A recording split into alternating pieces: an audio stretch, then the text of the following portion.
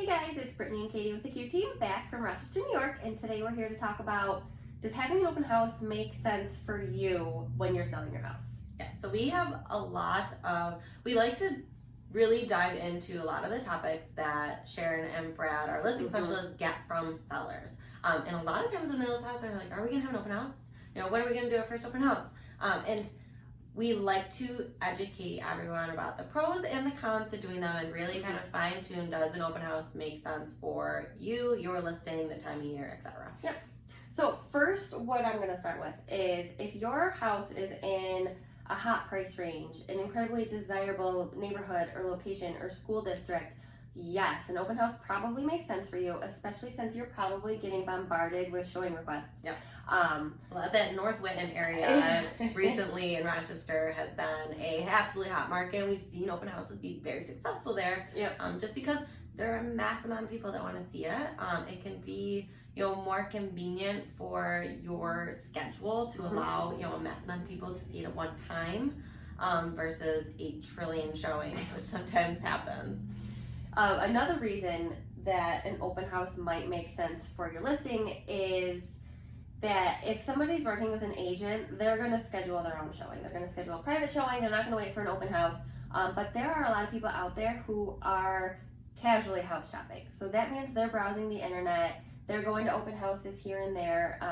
They might not think that they're ready to make a move, but your house might be exactly what they're looking for. So I often find that when I'm hosting an open house, I get a lot of people who are coming through who tell me, I'm not actively looking, we're just browsing. Just browsing online. And there are a lot of times where they're like, but this is exactly what I'm looking for, and I wouldn't have found it if I hadn't come to the open house. And we do see, those people that are actively looking, they might wander through your open house as well, but a lot of the times they are going to schedule private showing just for convenience for their schedule, or because they want to see the home, just themselves, to be able to really, candidly look and not feel overwhelmed by it. And sometimes those buyers that are casually browsing will also, call us and be like, hey, we want to see this as well, even though we're not really actively in the market, but it's a good fit. But those people that are just, I don't know, maybe we'll wander through, sometimes that could be your buyer. So that sometimes is a good move to do. And another situation in which an open house might be a good idea for your listing and your family is if you have somebody living with you that has a hard time getting around. So if you have one of your elderly parents living with you and they're in a wheelchair or they're sick, it might make sense to schedule an open house shortly after you put the house on the market so that you can get them out of the house once, hopefully, for a short amount, hour and a half, 2 hour time frame, and not have to keep getting them in and out, because it can be tiring for somebody who's older or sick to have to remember when showings are and keep leaving their house where they're comfortable. So we also kind of want to talk about some of the things to keep in mind, the cons per se, of why an open house might not make sense for you or your house when you have it listed. So first, like we spoke to earlier, you can't control who comes through. So a lot of the times you're gonna have people who might not be pre-qualified. They might not even be able to afford your house. They might just be out browsing, see our open house sign and say, let's go take a look. What's it gonna hurt? The biggest thing that we see is you get a lot of nosy neighbors. Jim and Karen down the street that have, admired your house from afar for years and years, they want to see what's going on inside. We just had that happen. They walked into the house and said, I've been dying to see this house. I saw it go up on the market. The pictures were great. I've wanted to see the inside. They're not there to buy your house. They're there to just look around. They just want to see your stuff. They want to see how you live. Yes, exactly. So that's not necessarily going to be beneficial for them. Really, that's just people kind of wanting to be nosy to see your house.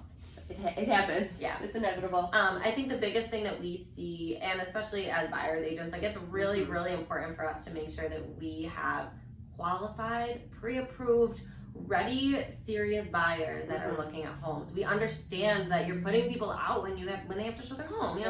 We don't want to have sellers just opening up their home to random strangers, and people that may not be able to afford it. So when we're showing homes, we're making sure that these buyers are pre-approved, pre-qualified, they're serious, they're ready, they're courteous, they're considerate of all of your things.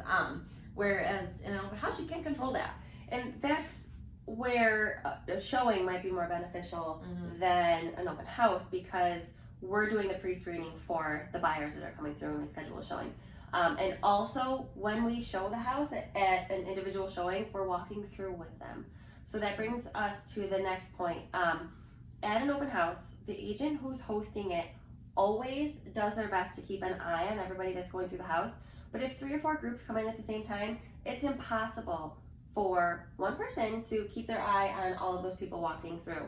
So our worry with that is so we think our biggest thing that we stress to ourselves is that liability and that kind of like security safety standpoint of letting random strangers in your home. Yeah. I mean, you can kind of just understand the common sense piece to that is that, you know, you can't control if there's multiple groups at your home. Someone wants to check out the bathroom, and, you know, we've heard the horror stories of people that have stolen prescription pills out of the medicine cabinet. You know, all of a sudden their jewelry that they thought was safe is no longer, you know, being secured. Those types of really scary things that you just really can't control with a whole ton of people that are walking through. Yeah. And it doesn't happen incredibly often, but it's a possibility of happening anywhere, whether you're in New York. I mean, it's not location based. That's just a fear that opening up your house to people who aren't pre-approved, pre-qualified, haven't been represented. Yeah. I mean, that's the biggest thing is like we represent our clients to make sure that they're doing things the right way, and they're, you know, making sure that they're the right type of people that you want looking at your house, that you can feel comfortable, and it's not a risk that opening up your house to these people. So that is just the one thing that we like to really stress when people want to have an open house, to make sure that they consider that, because it is a risk and it's, you know, potential liability that is important to think, you know, is that something that you want to do and potentially put out there. Right. So if you're considering an open house, definitely think through the pros and cons, and we can also help guide you through those and decide if it is a good idea for your listing, for your family, for the timing, for the market, for the season, and then decide which day and time works best for you if we do decide that we would like to have our house open for people to come take a look at. Awesome. So yeah, if you enjoyed this, have any questions, feel free to comment, like, subscribe, turn on your notifications so you can see our beautiful faces every single time we have come on here to give you tips and don't miss us. So we'll talk to you soon. See you next time.